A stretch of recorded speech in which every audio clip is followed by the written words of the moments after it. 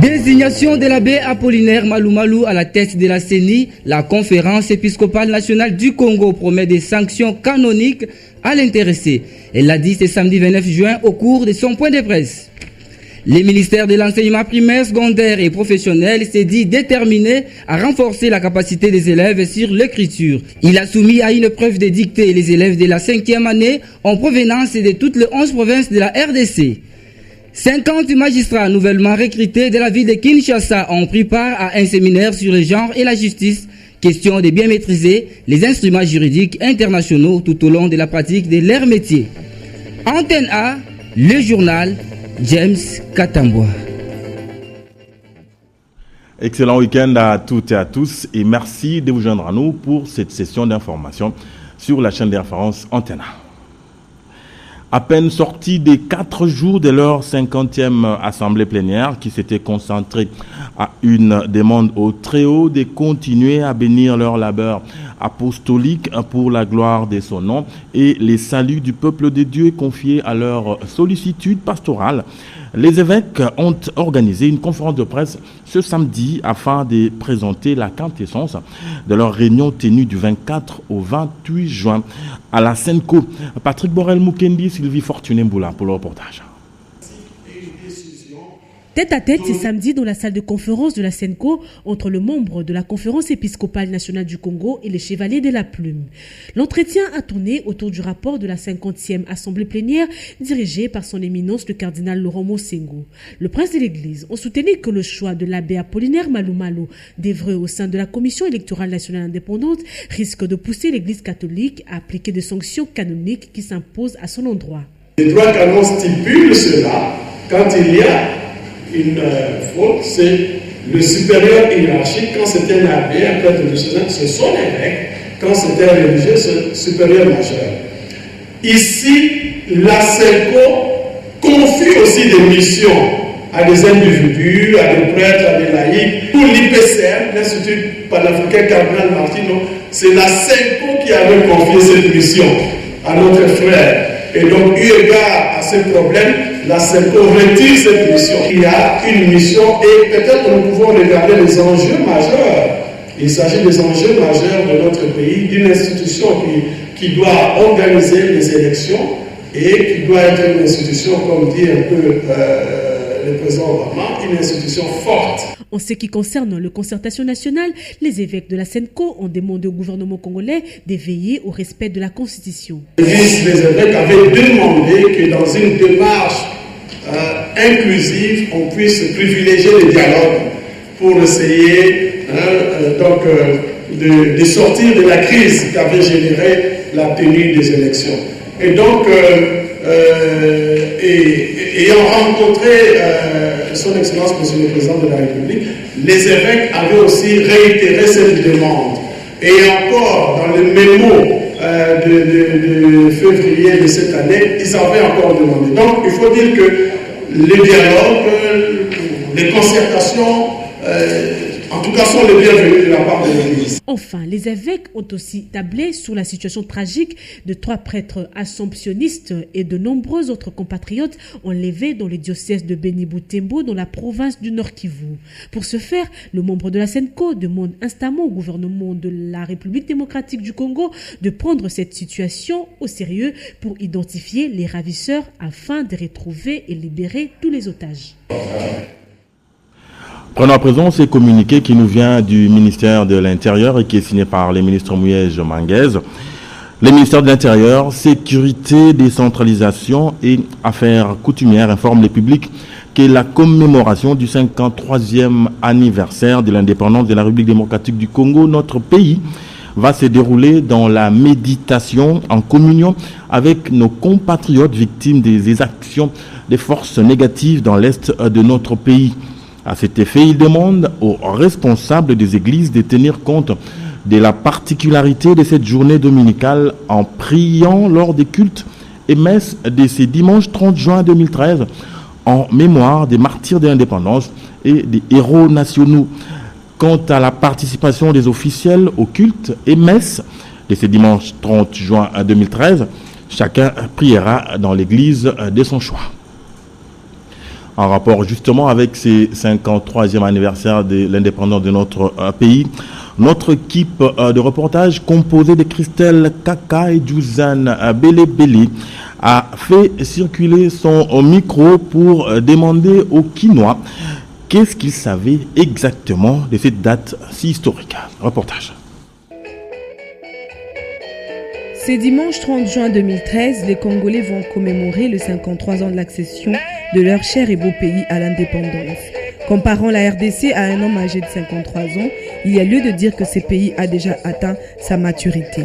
Mais de toutes ces années, les points de vue des Congolais restent mitigés au sujet de bilan qu'ils détiennent sur l'évolution de cet État. 53e anniversaire de l'indépendance que nous avons demandé. Moi-même, je suis un des pionniers de l'indépendance.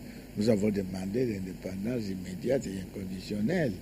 Donc voilà, on nous a accordé l'indépendance dans les conditions que nous connaissons, que vous connaissez peut-être par l'histoire. Et voilà, nous sommes à la 53e anniversaire de l'indépendance. Oh, le bilan pour la 53e année, le bilan, c'est le bilan. Bon, le bilan, pour moi, le bilan est positif. Peut-être le 20 ou les 30 premières années, peut-être pas. Mais maintenant, le pays commence à voir le tunnel de l'indépendance que nous avons acquis avec mille peines. Vous voyez que maintenant, l'économie commence à changer, il y a des routes. Et, vous savez, l'indépendance, la première chose, c'est l'économie. C'est les écoles. Maintenant, il y a plein d'intellectuels, plein d'écoles, plein de ceci et ça. Donc, ça va.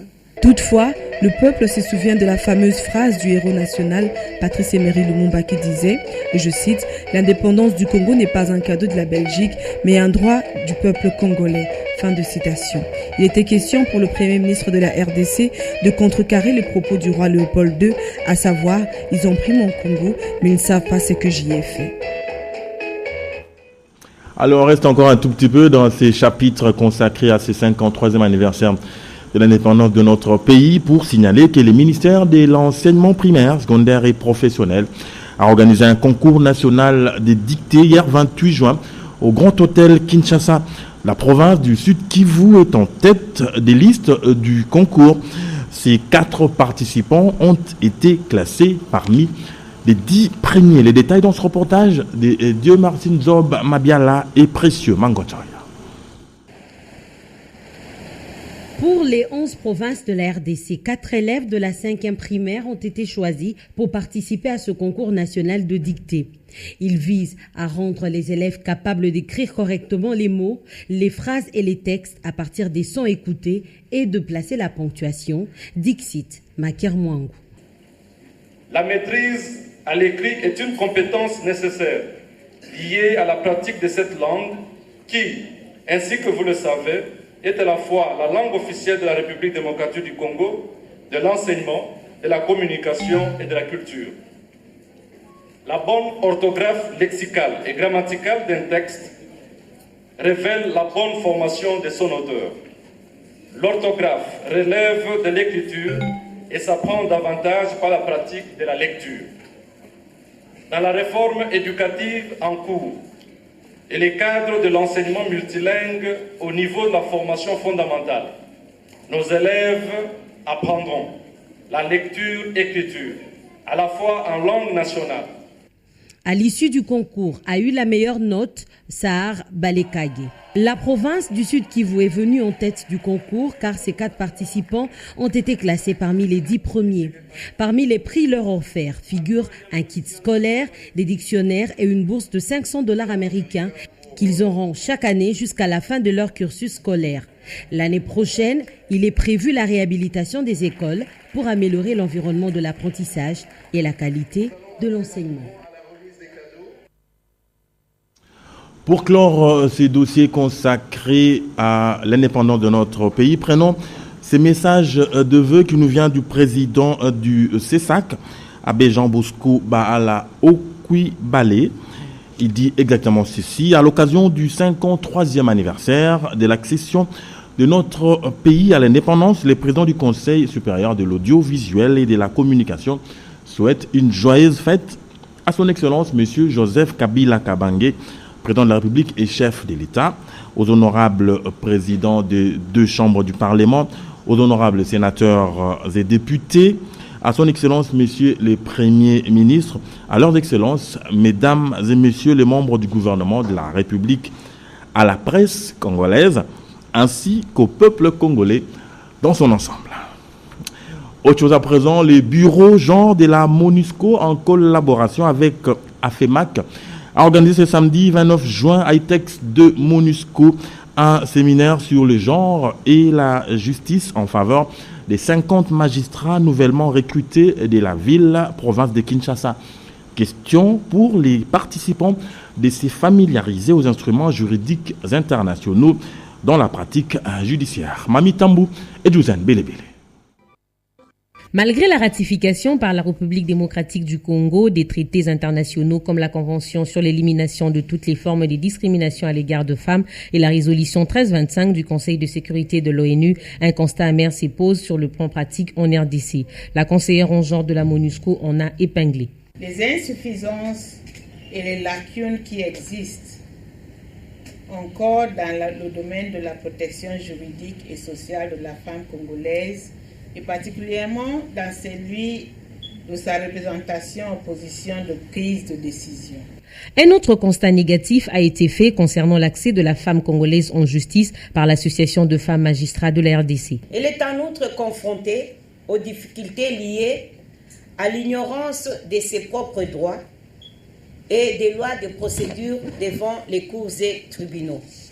L'inaccessibilité de la femme à la justice est accentuée encore plus par la non prise en compte des normes et des instruments internationaux dûment ratifiés par la RDC. Au cours de ces séminaires, les participants, pour la plupart des magistrats nouvellement recrutés à Kinshasa, sont appelés à fournir un effort des titans dans l'exercice de leur profession. Journée porte ouverte à la primature. Élèves, journalistes, musiciens et bien d'autres personnes ont visité les bureaux du Premier ministre Matata Ponyo. En vedette, les proches d'anciens Premiers ministres décédés ou empêchés. Le reportage est signé Jean-Louis Miaswekama. À l'école, à la primature, pour ces élèves qui ont pu découvrir les différents bureaux du locataire des lieux. Chaque œuvre d'art, chaque tableau ou chaque sculpture a sa signification. C'est un vrai cours d'histoire et d'éducation civique en images, voire en dur. Mais le clou de cette journée est sans conteste la réception organisée par le Premier ministre pour les membres des familles des premiers ministres décédés ou empêchés. Visite des bureaux de la primature, salutation de Matata Ponyo et une adresse. Puis c'est le passage au parc de la primature pour planter les arbres.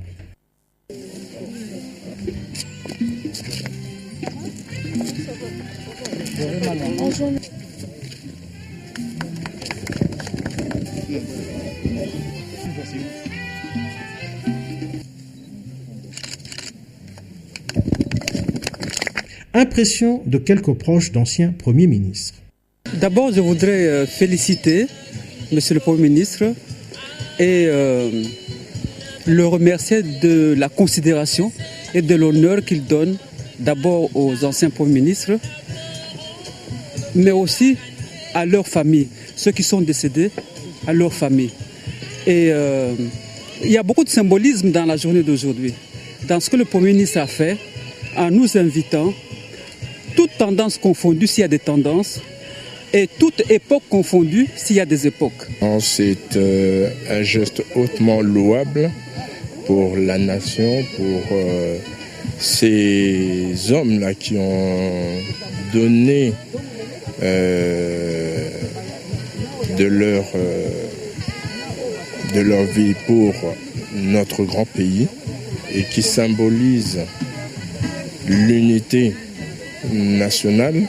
Parce que quand nous regardons autour de nous Et les différentes chefs de gouvernement, premiers ministres qui sont passés de 60 à aujourd'hui verraient que le Congo n'a jamais été tribal. D'autres visiteurs ont franchi le perron de la primature. Après 1 an à la tête du gouvernement, Matata Pognon, souvent jugé froid, glaciaire et distant de la population, montre sa véritable face de proximité, d'affabilité et d'attachement aux valeurs de la République.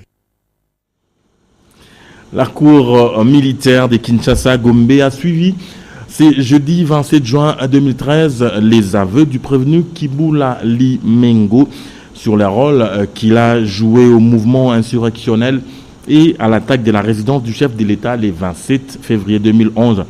Auparavant, la Cour est revenue sur l'audition du prévenu Goundé Azamba pour le confronter avec 3 renseignants, à savoir le major Bokanga Thomas, le major Kalinga Beston et le capitaine Kabea Omari au sujet des armes qu'il a dotées les militaires des FARDC pour repousser l'attaque des assaillants et Niélé. Les détails dans ce reportage de Sylvain Kapombo Bosengeli. Devant la cour militaire de Kinshasa-Gombe, siégeant en foraine à la prison centrale de Makala, le policier Kibula Limengo a avoué avoir reçu des sueurs Honoré Ngbanda et l'ex-général Faustin Mounene depuis Brazzaville la mission d'organiser et de commander les mouvements insurrectionnels à Kinshasa en vue de changer le régime constitutionnel en RDC. À Brazzaville, le prévenu Kibula était avec le prévenu compagnie de FRDC qui lui avait reçu l'argent pour acheter les armes à feu destinées à ces opérations. Mais hélas, ce dernier a préféré se marier avec la somme lui remise. C'est alors que notre commanditaire de la rébellion, M. Oudjani, va mettre d'autres moyens à leur disposition pour l'achat des machettes qui ont été distribuées aux assaillants Enyélé sur les sites du palais présidentiel, de la base logistique centrale, de la base navale.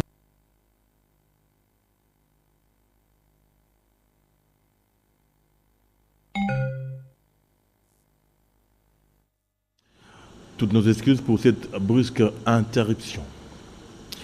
La FAO a procédé ces jours à la présentation des résultats du 9e cycle d'analyse du cadre intégré des classifications de la sécurité alimentaire en RDC. Selon les études menées, 6,35 millions de personnes sont en insécurité alimentaire en RDC. La cérémonie de restitution a eu lieu au cercle de Kinshasa à Gombe. Comme le confirme d'ailleurs si bien ce reportage signé Patricia Molengombole Kouni et Mami Tambou. Les images sont de Pepito Matondo. Selon le 9e cycle du cadre intégré de classification de la sécurité alimentaire IPC du mois de juin 2013, 6,35 millions de personnes sont en insécurité alimentaire en RDC. Les résultats présentés ce samedi 29 juin concernent tout l'ensemble du territoire national avec une population qui éprouve un besoin urgent d'assistance alimentaire et agricole. Les analyses situationnelles de la sécurité alimentaire en RDC ont mis en exergue 2 principales situations bien distinctes, à savoir la chronicité de l'insécurité alimentaire et des risques à plus de réfugiés associés aux conflits armés dans les provinces de l'ouest et du centre du pays. D'où l'importance de ces analyses. Je voudrais surtout citer tous ces collaborateurs et toutes ces collaboratrices qui, unis dans l'action, sont en train de déployer un formidable travail pour faire avancer la question de la sécurité alimentaire pris au sens large du terme, et donc du cadre d'analyse de la classification de la sécurité alimentaire, IPC comme on le dit en anglais. Pour la FAO, l'une des agences des Nations Unies qui ont contribué à l'élaboration de ces analyses, l'IPC constitue un outil majeur pour l'analyse de la sécurité alimentaire en RDC et aussi la base de toutes les planifications au niveau des acteurs humanitaires. Robert Ngondé, représentant du ministre de l'Agriculture, a, au nom du gouvernement, remercié ces agences des Nations Unies pour avoir présenté un tel travail. La cérémonie s'est clôturée par la remise de cartes à quelques partenaires qui militent pour la sécurité alimentaire.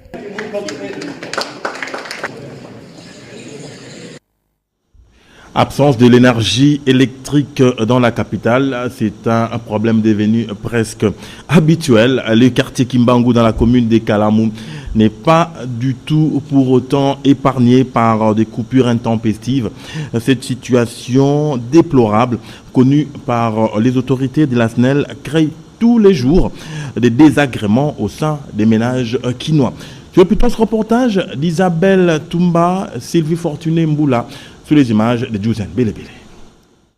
Parmi les quartiers qui vivent dans le noir à Kinshasa, figure aussi le quartier Kimbangu situé dans la commune de Kalamou. Les habitants de ces coins décrient haut et fort l'absence totale du courant électrique. Pour eux, la rareté de cette denrée, aussi importante pour le train quotidien des différents ménages, pousse les uns et autres à se demander si la SNEL a encore sa raison d'exister. D'où cet appel lancé aux autorités compétentes. Nous avons le problème vraiment du courant parce qu'il y a les délaissages et il y a le FEDER. Il n'y a pas de courant, donc on vit vraiment par la grâce de Dieu. Nous demandons à nos autorités qu'on puisse vraiment prendre en charge les problèmes de courant. Il y a des coupures chaque jour, aussi nous avons problème de câbles. La loi sur la libéralisation du secteur énergétique, particulièrement celui de l'énergie électrique, votée à l'Assemblée nationale lors de la dernière session de mars, donnera certainement lieu à une réelle ouverture afin de mettre un terme à ces calvaires. Alors, prenons justement ce communiqué qui nous vient de la Société nationale d'électricité, département de distribution de Kinshasa. Ces départements informent ses abonnés de Kinshasa que les prévisions météorologiques signalent une forte diminution du débit des eaux du fleuve Congo pendant la saison sèche en cours du 30 juin au 31 août 2013. Suite à cette diminution, quelques machines seront mises à l'arrêt. Ainsi, suite à l'insuffisance de la production d'énergie qui sera observée pendant la période suscitée à la centrale d'Inga, une politique sélective des fournitures de l'énergie électrique sera démise. La SNEL invite donc tous les usagers de l'énergie électrique à observer les comportements ci-après.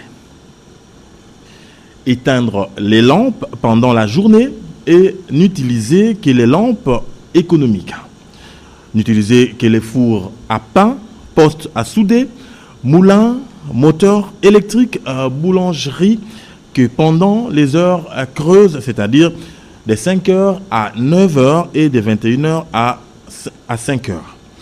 Ne pas utiliser en même temps les cuisinières réchaud, fer à repasser et chauffe-eau. Aussi, la SNEL vous rassure que ces exploitants se déploieront pour une répartition convenable de la puissance disponible. Ce communiqué est signé par le directeur du département, Foumani Ngui Mbadi.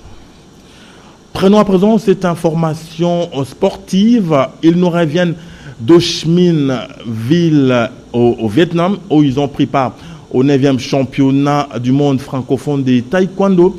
Ils ramènent dans leur gibecière 9 médailles, dont une en or, glanée par la taekwondoïne Parker à Bolili. Ils ont été reçus hier par les numéros 1 du sport congolais, Baudouin Banza Moukala et Sumbu. Ndaye Lambo Tchepepito Matondo était là pour le compte de la chaîne de référence. Parti à Ho Chi Minh Ville au Vietnam pour prendre des pieds au championnat du monde francophone de taekwondo, l'équipe mixte de la RDC est rentrée à Kinshasa avec plusieurs médailles dans son escarcelle. Pour faire honneur aux vainqueurs, le ministre Baudouin Banza Moukala et Sumbu les a reçus dans son cabinet de travail. Un motif de fierté pour les dirigeants et athlètes. Bientôt 4 ans, il vous souviendra que lors des Jeux africains de Maputo, elle était la seule Congolaise, le seul Congolais à amener une médaille d'argent. Aujourd'hui, ce n'est pas un fait du hasard, ça veut dire qu'elle a de l'avenir et la fédération se sent interpellée pour qu'on mette Bolili Parker dans des conditions pour qu'enfin la RDC puisse avoir sa première médaille olympique. Nous nous demandons toujours de soutenir le taekwondo parce qu'il faut investir dans l'avenir.